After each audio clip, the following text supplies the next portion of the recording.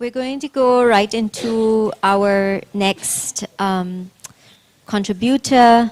Renan Laru-an is a researcher, curator, and the artistic director of Savvy Contemporary in Berlin. He has been based in the Philippines prior to his move. He curates exhibitionary public and research programs that study insufficient and subtracted images or subjects at the juncture of development and integration projects. He is a founding member of the Philippine Contemporary Art Network at the University of Philippines Vargas Museum, where he serves as well as public engagement and artistic formation coordinator since 2017. Laru-an has co-curated festivals and biennials, including the second biennial Matter of Art in Prague, the sixth Singapore Biennale, the 8th OK Video Arts Festival, and various other exhibitions that include Sourcebook, Mandy Al-Sayegh and Helena Hunter, Motions of This Kind at SOAS London, a Tripoli Agreement at Sharjah Art Foundation, The Artist and the Social Dreamer at Forecast Festival HKW, and from Bandung to Berlin, If All of the Moons Aligned at Savvy Contemporary. He has been curatorial advisor at the 58th Carnegie International, and between 2012 and 15, which is around the time when he first got in touch with me, he was directing a now offline multidisciplinary organization called Disc Lab. Welcome, Renan.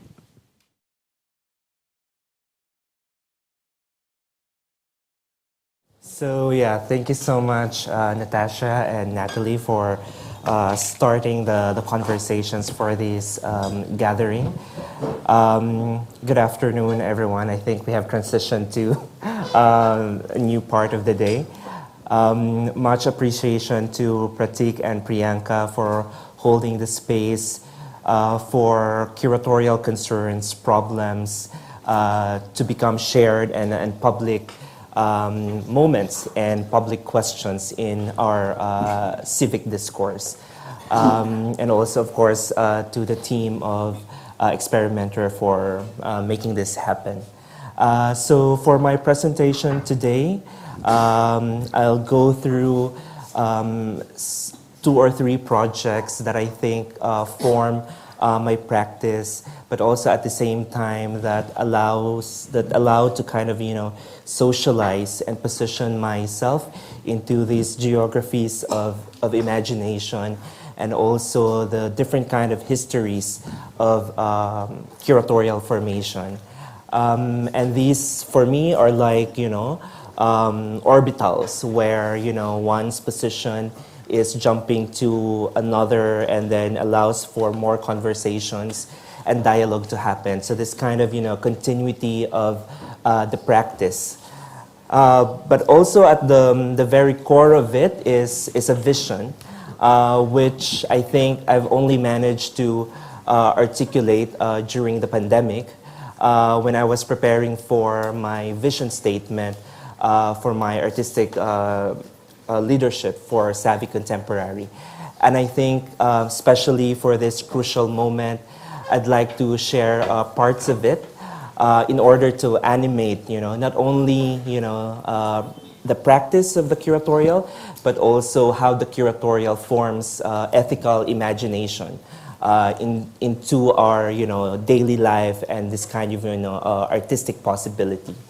And of course, now that I'm running an institution, it's obviously coming from a precarious position of institution building, and maybe that's also something that we can unpack and discuss. So now I begin. Loob -1, spelled L-O-O-B. Loob is a Tagalog term whose latitude of meanings covers loose translations such as inside, interior state, inner being, heart, and will. Its depth as a Filipino concept is prosaic and mundane that initial attempts in decoding it only approximates loob, being a religious and mystical idiom that has culturally and historically defined the foundation of a Philippine ethical system. In a Western construction of subjectivity, Loob invites non-translation, a term used by a Filipino scholar, Ramon Guillermo, and permanent translation, after Rada Ivikovic is an amazing Croatian philosopher and thinker who also thinks through India as well. Its degrees of translatability and translations offer qualities that abstract, cultivate, extract, and graph existing and new values and worlds. For example, loob always appears as a compound word to describe virtues such as kagandahang loob, beautiful loob, lakas ng loob, strength of loob, while it attracts various etymologies, kabubuton, feeling, and kasing-kasing, terms in my mother tongue language, Hiligaynon, for heart, among other Filipinos whose language does not contain the word loob. This multifariousness alone recognizes that loob can conceive, create, and nourish other worlds in words. It is free, and it dances with tongues and bodies, and it cannot be defined by what is not loob. Loob is both direction and reorientation, and within this orbit, it might be more inspiring to think about artistic direction to be a free style of multiple loobs, the dynamics of dances without genealogy. Let me begin here in order to imagine my loob as artistic leadership of artistic leadership and how it contours the dimensions of loob that is always artistically visionary. In 1997, the Cultural Center of the Philippines organized a conference on the sustainable development of art organizations. Held in the National Arts Center at the foot of Mount Makiling, a site where ancient, millenarian, and state myths converge, the artist and educator, Brenda Fajardo, delivered a short lecture, less than 10 minutes, about the role of artists in sustaining organizations. She opened her speech with an ambiguously honest response to the subject, that the artist's position is, to quote her, a biographical thing. In contrast to technical management, she turned to her biography and used it in outlining the relationship between sustainability and artistic tasks. She reviewed her 5-decade experience of cultural work in which she had established and initiated organizations and programs in collaboration with different communities, including public and private institutions. For Brenda, sustenance is tied to the nature of a mission. She mentioned some general characteristics of a politician and a businessman that contribute to the success of a cultural worker, then emphasized that what remains to be, and I quote her, the most important thing is the motivation, end of quote. She was quick to decenter the artist in this claim, and I quote her, many artists are problematic. That shifts the foundation of any mission in the good intentions of artist initiator. Brenda's hyphenation that she qualifies to be always more than. She believes that, and for her, pure and good intentions make any project possible because resources will come to them. Brenda's understanding of mission as force connects the materiality of loob in the context of sustainability. In the lecture, she proceeded to advise that failed and unrealized projects should not ikasama ng loob, disappoint or frustrate loob, because failure, according to her, proffers an opportunity to reflect on the quality of intentions and the moral relevance of their timing. Brenda, who authored the text Aesthetics of Poverty in 1982 and Decolonization Through People's Art in 1985, was hinting at the transformation of loob, that its desire must also be, and her description, qualitative, which tells us that it is not enough that one wants to create something, but one must have a sustainable motivation. The deliciousness of Brenda's deliberation of artistic roles in organizational work points to the retraining of loob. Such exercise is not is not upskilling, retooling, or professionalization. It might be a practice closer to what Deleuze and Guattari's process of, and I quote, by subtraction that multiplies and adds on instead of taking away, end of quote. In proposing program of visions and missions for Savvy, can I put forward Loob -1 to be a system of structures, procedures, and restraints of an art institution? And instead of accumulating content and other capital, how can Savvy's Loob -1 recruit other Loobs across epistemological fractures, affective formations, and debt loads? Loob is powerful.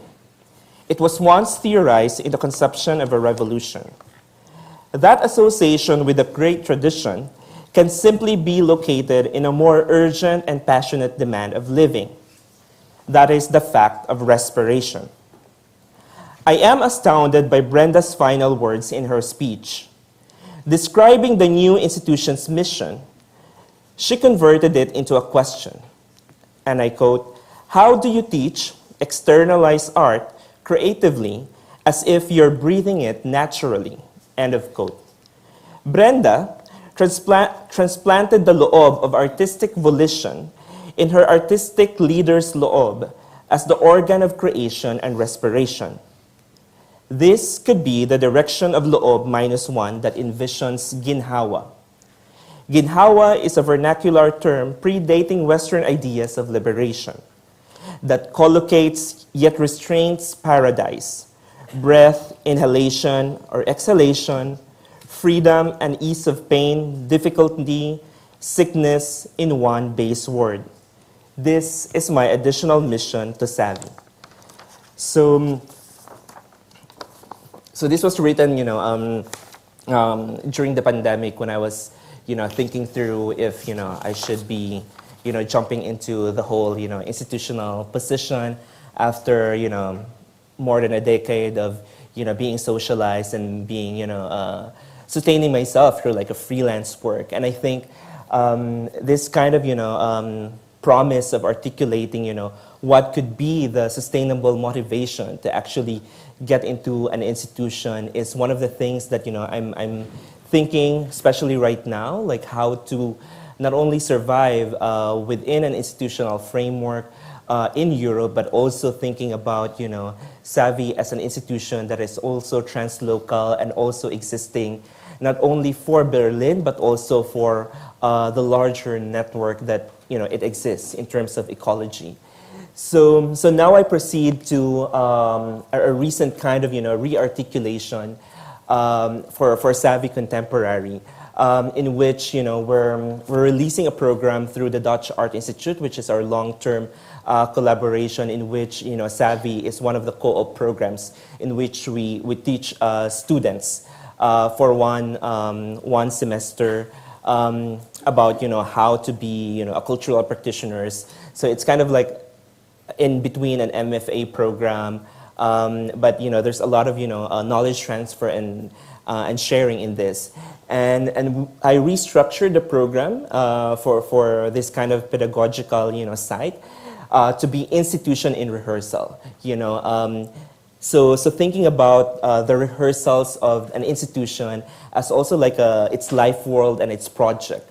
And also anchored into this whole idea, which is the byline, of Savvy when it was founded in 2009 by Bonaventure Subejing Indicum, who is now the director and chief curator of HKV, the Laboratory of Form Ideas. So this idea of, waiting for the form to come, especially that, Savvy was also founded in response to the absence of, institutions in Germany and Berlin, which caters to the needs, but also providing space for diasporic people of color, and their culture, like a space and a safe, space for creation, recreation, and thinking through art.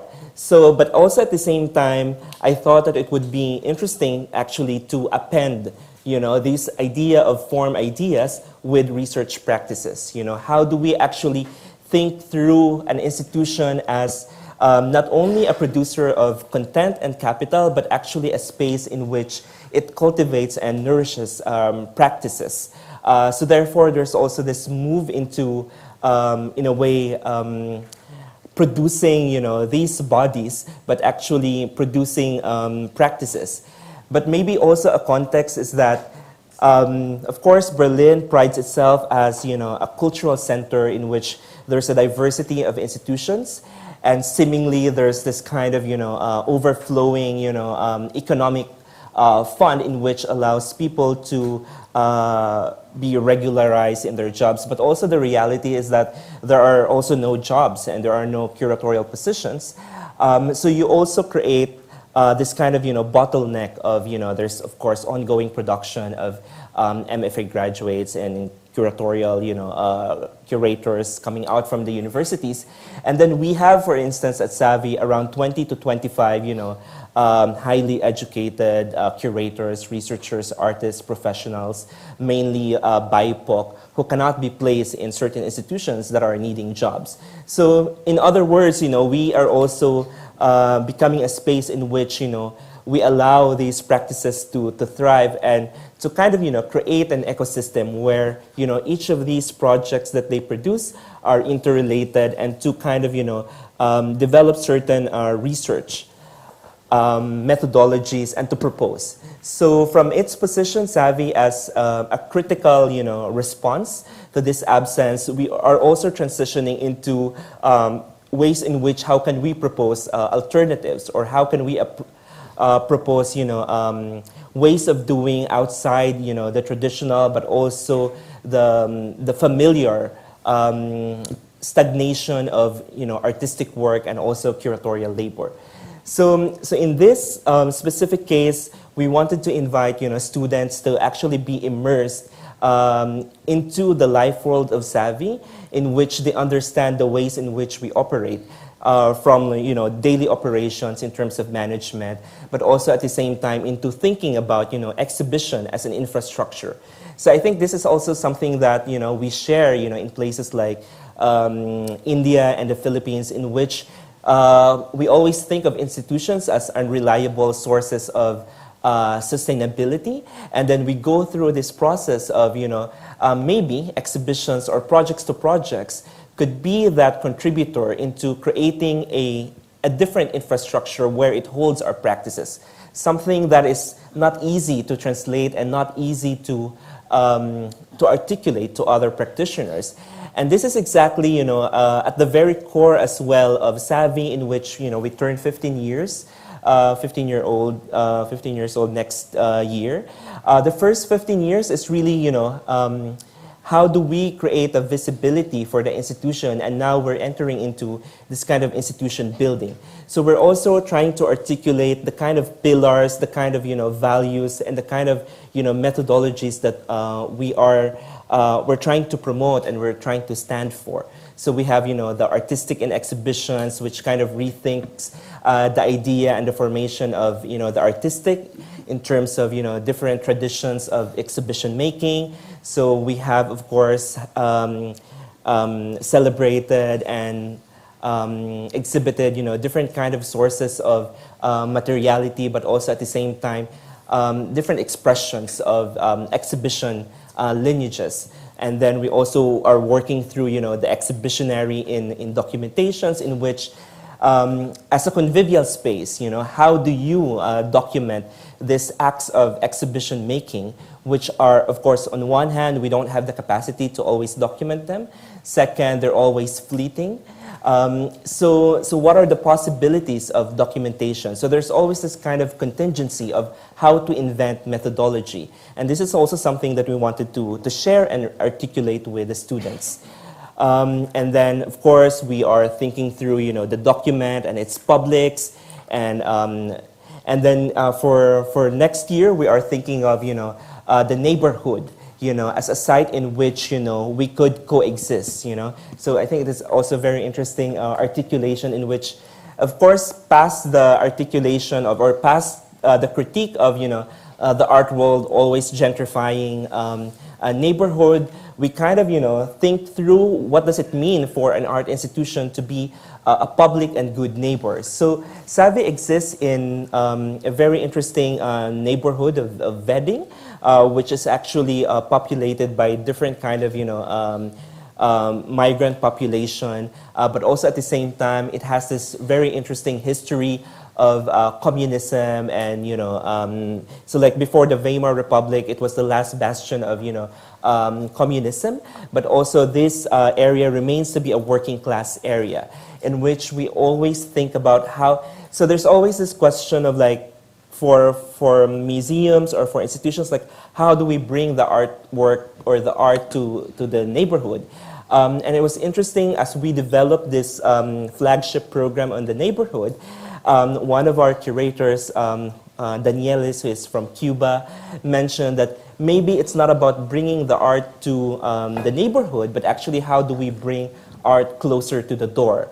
And this is actually based on our experience in which we are, at the intersection, a main intersection, and kind of, glass ceiling all around, which is a former, grocery store and a casino. So people always, kind of, look into, what's happening inside, and we would always invite them, hey, please come in, actually, and they would always refuse, like, no, we're good. So this kind of rethinking that maybe by bringing closer the art to the door, maybe this is the more, potential, there's more potential into it. So that's for Savi, and so maybe we can go through the next slide. Yes, and yeah, so next slide, please. So, and of course, this kind of, interest doesn't just, exist in a vacuum. It's part of, like my ongoing practice and kind of, rethinking of many things. And in 2017, I curated an exhibition at Sharjah Art Foundation.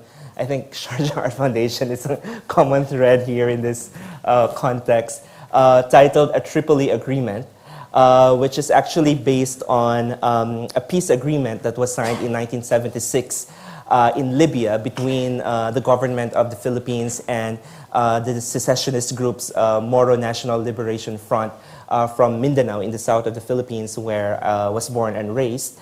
So this is a very interesting curatorial moment for me and thinking about Loob, especially in that political context in 2017, in which, decades later on, there's a new framework agreement that had to be signed between the government of the Philippines and the autonomous region of Muslim Mindanao. And the autonomous region of Muslim Mindanao was actually created based on this, peace agreement from 1976 and went through several revisions until 2017 and 2018. But the peace agreement is also very interesting, precisely because it was the first time in which, the south of the Philippines was, offered as a cosmopolitan space in which cultural diplomacy and political diplomacy can be negotiated. So, of course, Mindanao is not, as parts of Mindanao are enacting and also kind of, promoting this idea of separating from the Philippines, but also at the same time, not only the nation state, but, many other, allies within the region, Malaysia and Indonesia, are not also very, supportive with this idea. But also at the same time, Philippines became like a guest country to the Organization of Islamic Countries at the time, in which this peace agreement was actually deliberated in Somalia, in Libya, Senegal, and so this kind of iterations, and of course in Middle Eastern countries at the same time.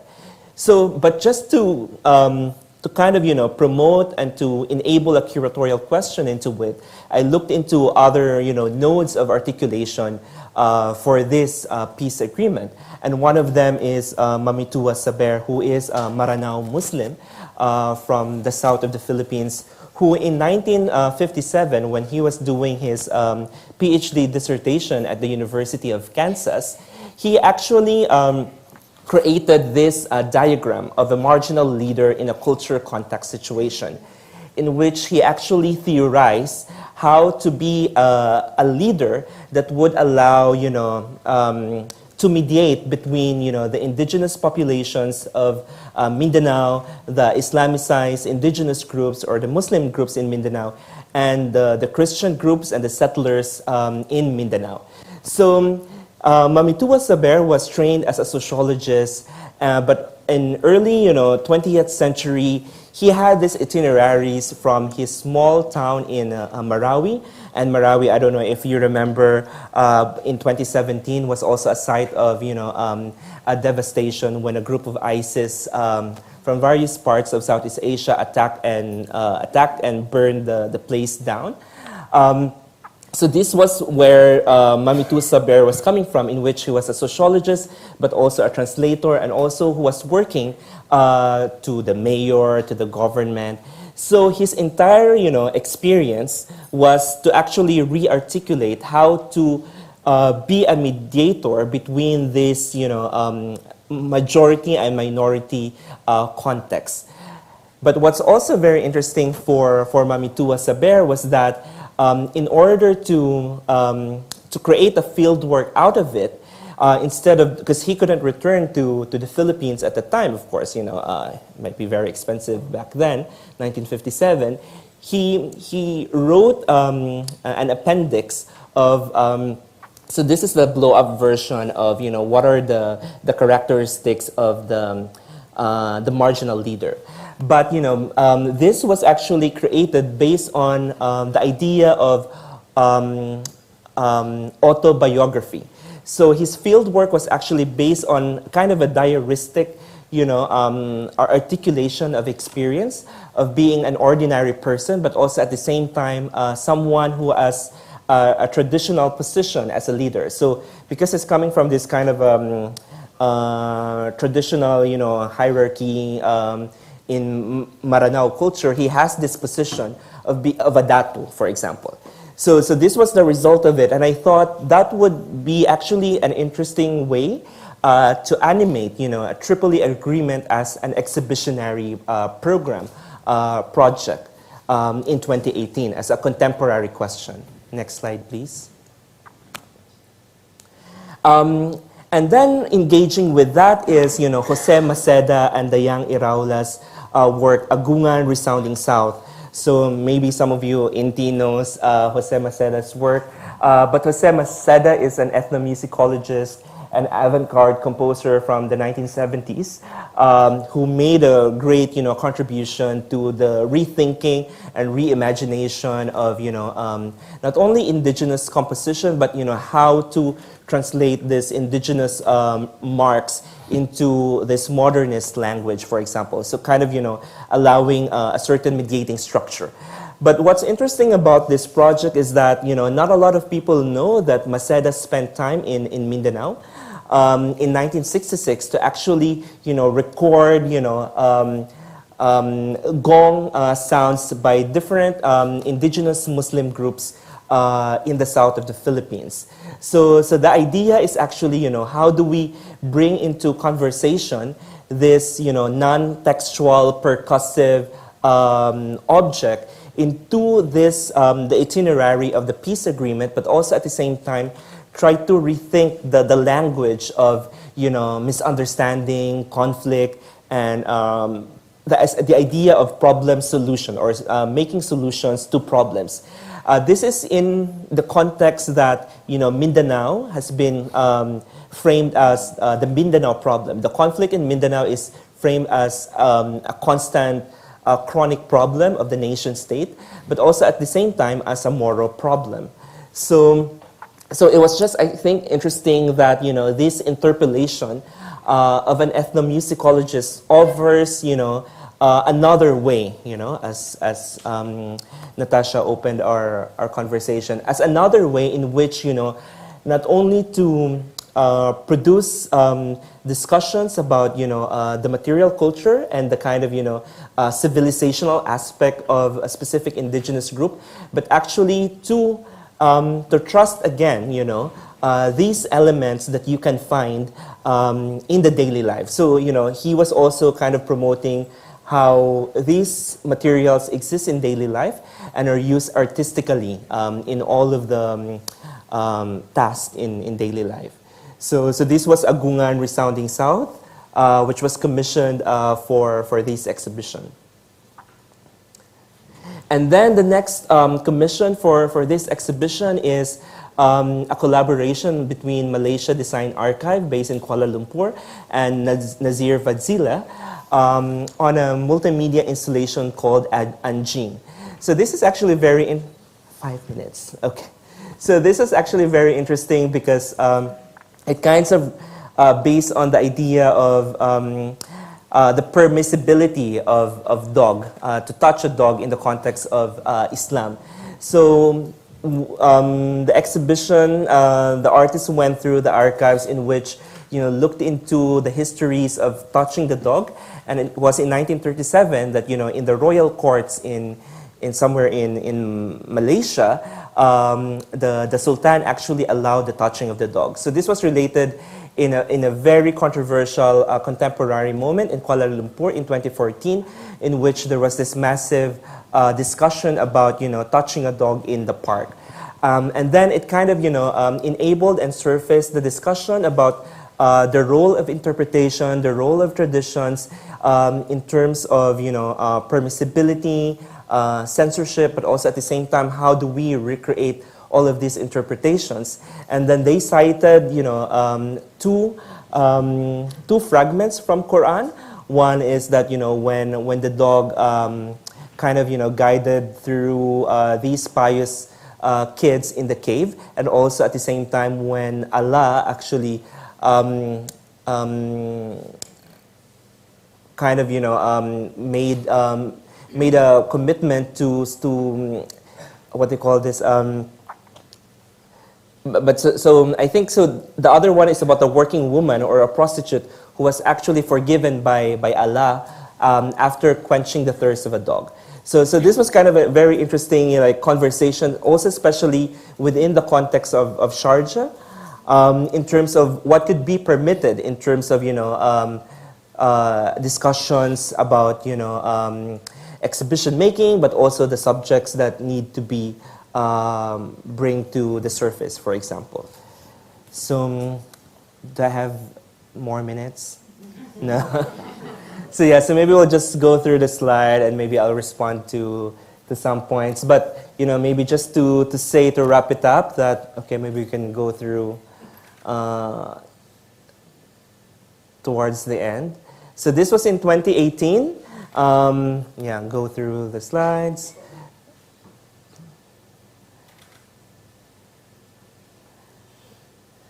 So yeah, so just next slide, please.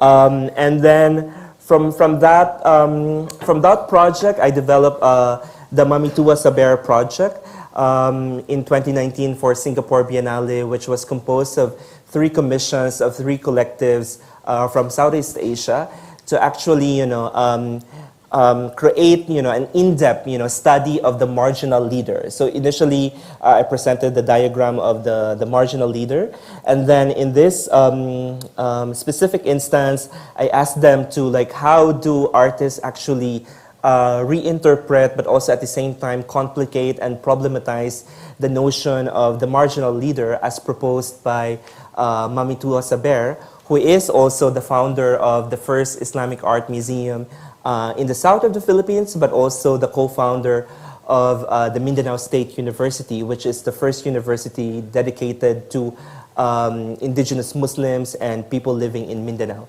So I collaborated with a Jogjakarta-based group, Bakodapan Food Study Group, in which they work on the Morotai Island, which is an island in between Indonesia and Australia, which was used as a launch pad during the war. And then I worked with another artist from the Philippines, Mark Sanchez, who worked on the history of land struggles in the Philippines and kind of, recreated another model for a marginal leader based on peasant history. And then, yeah, so these are the kind of, not archival, but kind of informational sheets that were produced around, peasant struggles. So that's the kind of, And this one is by an anonymous collective, propaganda department, which is between Wuhan and Vietnam. So they kind of recreated the kind of different kind of transgressions between the border of Wuhan and Vietnam, which is based on the history of feminist struggles, especially, workers in the deep history of Vietnam and Wuhan. And this is just, the kind of itineraries of Mamitua Saber during his time of living in Mindanao. Yeah.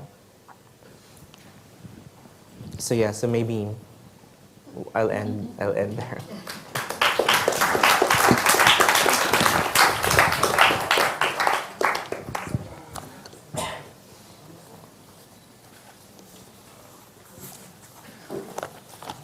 Thanks, Renan. To start with, since we did address sort of the role of savvy contemporary within the Berlin context, it is a space that I am deeply familiar with and have observed over the last 10 years of being in Berlin. And I wanted to maybe add a little bit more context, if I may. Because savvy contemporary is, I believe, very much a kind of energy field in the ways that it has this sort of magnetic pull and how it brings together people, contexts, the way that it resituates role play of individuals within an organizational entity. It is the one space that I've not even seen in artist-led organizations this kind of fluidity and this non-hierarchical everydayness in an institutional setting where those who play the role of designer or translator or person in charge of press is also playing the role of curator. One of the key documentarians, of which there are many, who's a photographer, Raisa, is someone who also curates, Abhishek Nilambar, who has done a fantastic cinema-based project, United Screens, that has traveled in many parts of India, recently in Indonesia. There's also somebody who works with the technical aspects of producing exhibitions as much as curating. So I think one thing that at least I felt would be very key within our context here in India of informal organizing and independent, let's say, or interdependent art spaces that we could actively think about, especially when private museums are, seeking to professionalize the context in a way that creates new hierarchies. How maybe we can talk about the role of savvy as this laboratory but also playground where the exhibition is not centralized any more than a concert is centralized, or it is the space where the kitchen can also be the center, as can be a bar, as can be the exhibition as dance floor. And I didn't find maybe enough that you said that sort of situated these facets of the everyday life of savvy. So I would really urge you, especially within the dramatic kind of consequences of what is happening in Germany, particularly the kind of isolation of practitioners that is not only happening now, it has been happening for many years, as you said, this kind of space for what I think of as communal pathfinding, the richness of that communal pathfinding, how you could sort of draw on that, perhaps. Yeah. So I think with Savvy, one of the things that we're always reflecting on, and also at the same time kind of deliberating, is that how can we cultivate and offer a space in which this as you mentioned this it is a laboratory and also at the same time a playground, which I think leads to kind of thinking about a space for recreation. This idea of being able to take a breath, but also to take a pause, but also at the same time acknowledging that there's work to be done, for example.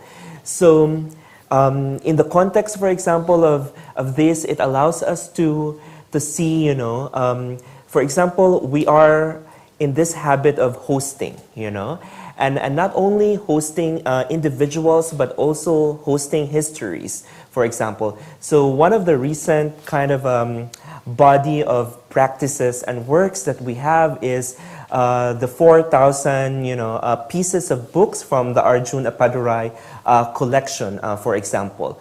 And this is kind of a very interesting moment for us because Arjun Appadurai's 4,000 works kind of presents itself into this kind of the daily atmosphere of Savvy, in which there's no clear delineation about its spatial choreography. So it's the smell of the kitchen would kind of infect or kind of go through the shelves of Savvy, but also at the same time you have these different groups of people visiting us, for example, who are mostly not related to the arts. For example, activists working on against the cement industry in Indonesia would pop by Savvy, but also at the same time indigenous groups from the Amazonia would actually visit us and donate books. So there's this kind of a space in which not only we're becoming a refuge, but we're becoming a space that they could trust. So this kind of how do you create a structure for this trust to emerge in the daily life is actually very important. And for example, it goes into the operations.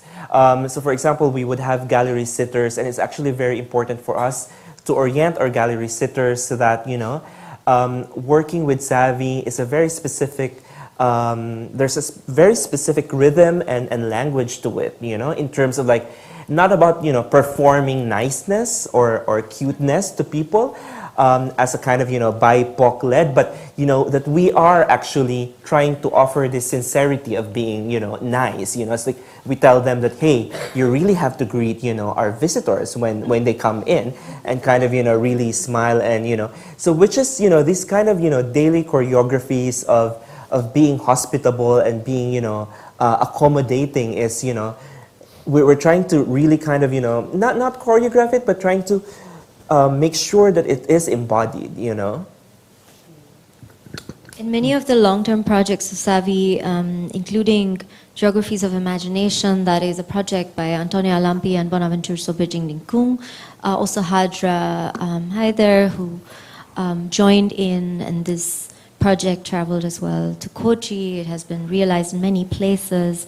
Magical Hackerism, which was another traveling project that also took place in the Philippines and in Berlin.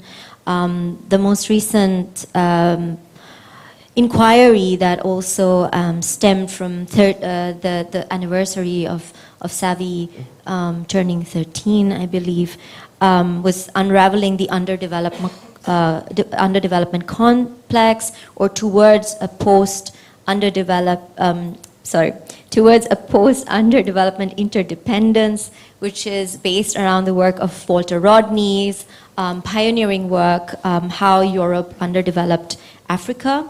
And it is an inquiry that also looks at this key text 50 years on. I think it's very timely also as we think about the kind of economic and political devastation that has taken place in the African world at the behest of European imperial conquest and extractivism. And so these are, I think, some projects that really stood out for me as longer-term critical inquiries and methodologies of really also how to form an institution that is always present but also always elsewhere. So it is performing a simultaneous role, not only in Berlin, in its particular neighborhood, but is always registering itself as an accessible resource in these geographies, in Asia, in Africa, especially, over many years. And so, again, I think that is something that we must acknowledge and pay attention to with concrete examples. So if, that is something you could also maybe lay out for us of what kind of spatial and intellectual dramaturgy is set forth by such an entity, not over 2 years, not over 3 years, but really over more than a decade. True, true. I mean, these long-term projects that were initiated by the previous directors also speak to that very specific moment of institution building and kind of political climate, and what's also defined as urgent and, and at a certain time, But I think also what's also more interesting at this moment, because, this is also a space in which, that always transitions, as, Okui would say, like there's this kind of permanent transition that always happens, not only to very specific contexts of artistic production, but now we see that more intensely within SAVI as an institution.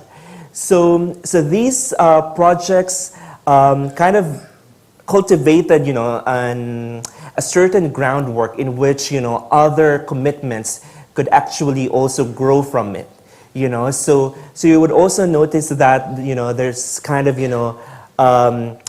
a commitment to large questions or broad questions in which, certain contexts and certain geographies are related to.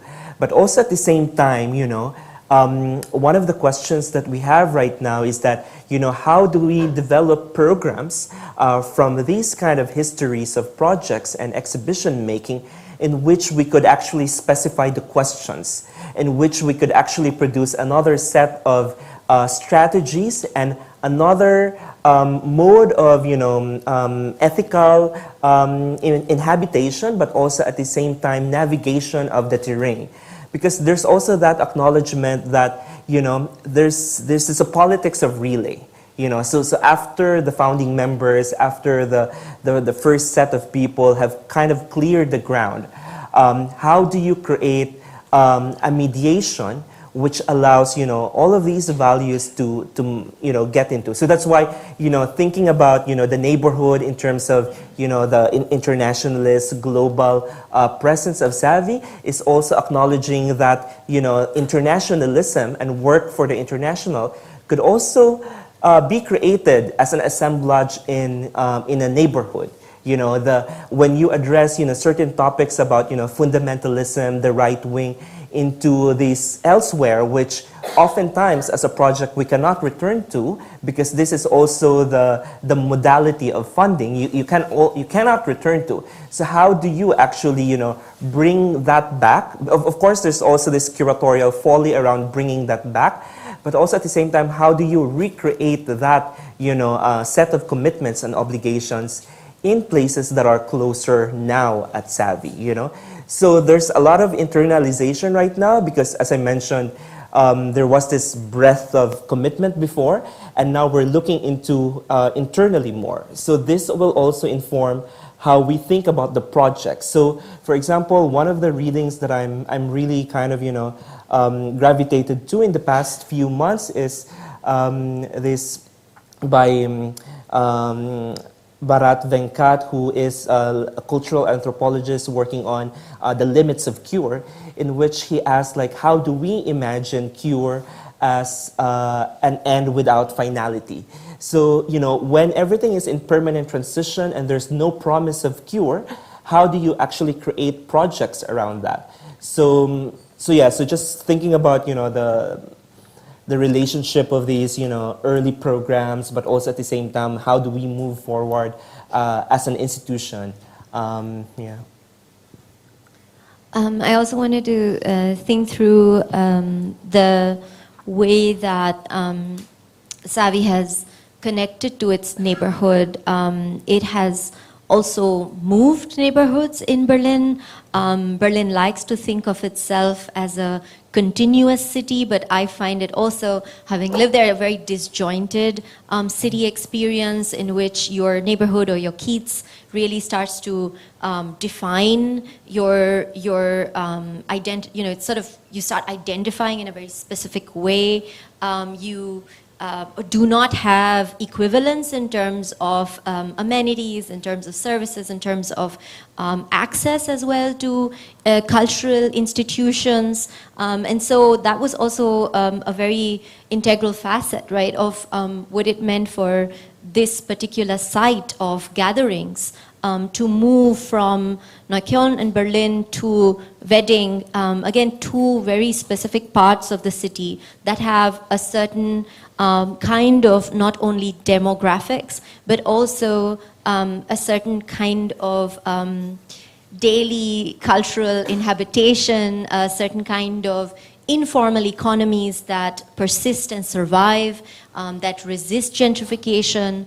All of these aspects have also defined how this site relates to the neighborhood and how the neighborhood shapes its inner functioning and environment.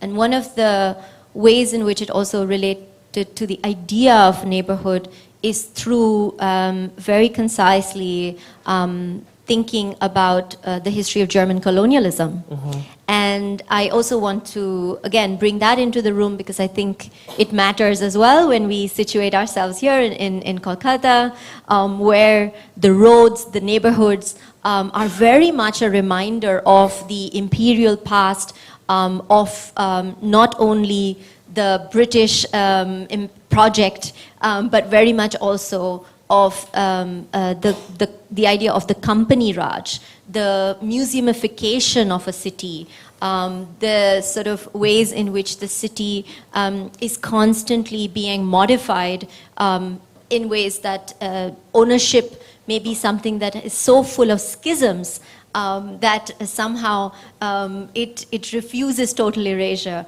And I find all these things actually really intriguing links between these two cities that may think they are very far apart, but that may not necessarily be the case. So particularly the way that Savi has been a space where a lot of intellectuals, artists, educators have brought in their experiences of adding to the indexing of Germany's colonial past is something that feels even more crucial today, more and more so, where these are not the stories that are shared in museums. They are. It took a lot of effort to bring these aspects of narration into larger museums that claim over wanting to do restitution. But from where do they actually start to imagine the timeline of this history? So yeah, I just wanted to bring that into the room as well to share. But happy for you to add if there's anything. Yeah, and I think, in the context of India and the Philippines where, we're talking about centuries of colonization, like it took them, forever to leave. Germany prides itself also, just also like a historical context, always prides itself as a kind of, a minor colonizer, in which, in comparison with their fellow colonizer only stayed for a good number of, like 10 years, 20 years. So there's this also an idea that's why maybe, discourse in Germany about colonization, decolonization, and post-colonial thinking, I would argue that hasn't really settled, or hasn't even, crossed certain, thresholds actually in terms of discussions about colonization. So this is also one challenge for Savvy, because if you also read through the literature of German colonialism, there's also this argument that it actually is rooted into this whole Prussian, mentality of expansion as well, which also started in Eastern Europe, but also at the same time this resettlement of land in Eastern Europe, in Poland, but also in certain parts of Latin America, but also in the US. So there's this kind of gap between thinking about the Prussian resettlement into different places and the official German colonization. And then at one point in which because of this idea, an ordinary German citizen at the time was actually pro-colonization. So that's why one of our interests is that, how do we actually discuss colonization on a daily level, on a daily as a fact of life. So that's why we have this colonial neighbors project, which looks into amateur collections, family collections of racist artifacts from elsewhere, just to bring that discussion of colonization as a fact of daily life. Thank you. We're happy to start taking questions. My name is Ananya. I live in a very small town now in India, and my question actually is to try and learn. I think what you shared was incredible, but to learn from you what I can take back to, say, small town India in some ways. I love this idea of being here and elsewhere at the same time, but I'm also confused by it because ordinary lives don't really allow it. And I think we have to be very much here, and within here make change or try for things. I'm curious to know, within this kind of very exciting world of art, how do we actually put stakes in, politically? I feel like we need to also maybe have one set of ideas that we work towards, because with so much happening, I feel like we can also get lost in oralities, pluralities. And so my question is, just because you've been talking about this neighborhood idea, how do you actually finally put that totem pole in, that, or this talisman of justice, or whatever it is we want to follow? How do we start with that? That's always the question within the art world, as a source of critique and also a source of frustration and exhaustion, especially in the past few years, perhaps. But concretely, it returns to a very concrete and basic commitment, which we'll all learn from a history of activism and organization building, which is alliance building. It always starts with alliance building. Any political program is not only the commitment of one institution, or not only a commitment or an obligation of one infrastructure. It's an ecology of different actors, diverse protagonists. And I think one concrete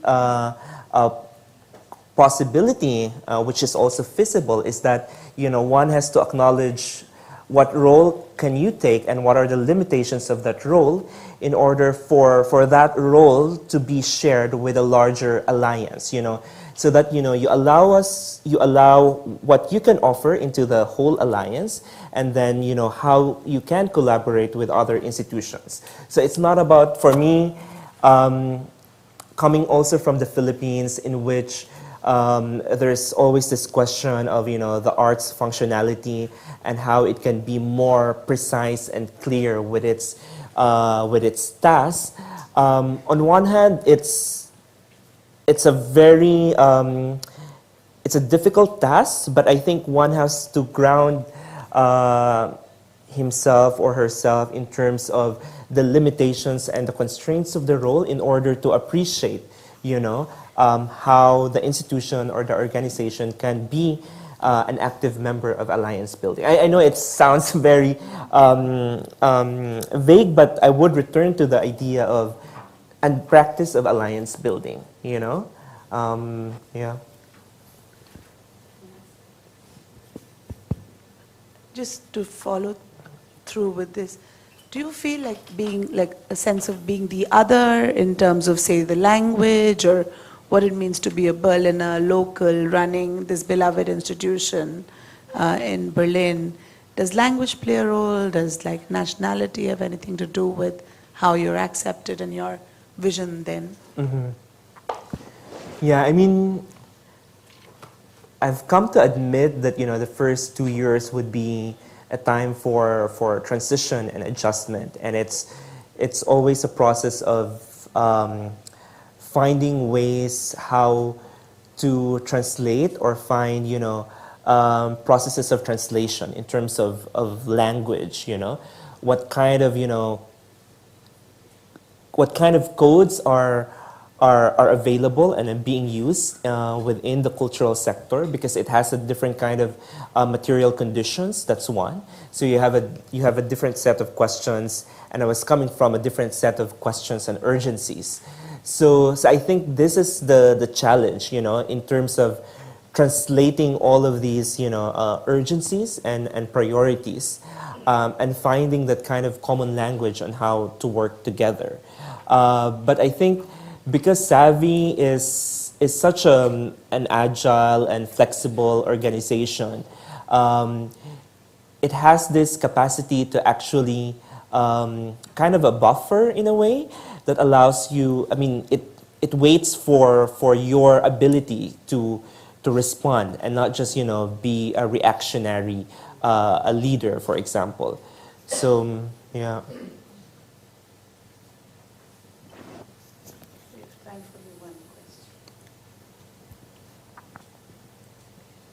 Are there any other questions? Okay, maybe just to end, I wondered if it would be useful for you to also maybe go into this very early practice of research and gathering archival documents and perspectives, Disc Lab, and how do you see its role sort of many years later, also almost a decade later? Yeah, thanks, Natasha. Yeah, I mean, because in 2012, I co-founded like a research and writing platform for young writers in the Philippines looking into research and art criticism. And I think reflecting on that made me think of, you know, is it always really necessary to found institutions? You know, or is it actually time for us to rethink in terms of how do we create spaces for practices to be nourished? Because at the time we were kind of responding to the idea that, you know, young writers, young critics, young curators do not have this playground or laboratory to articulate, you know, their voice, for example. So there's a gap in terms of intergenerational relay of, you know, writing art history, writing art criticism. So, and now there's always this kind of redundancy of, say, there are many institutions, for example, in the Philippines, you know, committed to exhibition making, but there are no other roles that are being created. So now, thinking about that, you know, that kind of early practice, it made me realize, you know, this idea of paying attention, you know, that you have to pay attention to the ecology of practices in order to actually, you know, create a more generative, you know, practices. So we don't need, you know, more of these practitioners, we don't need more of this and that, but maybe we need, you know, to fill these gaps. So yeah, so this kind of paying attention has, yeah, motivated and mobilized my thinking recently. Yeah. Thank you, Renan. Thank you. Going to go into lunch.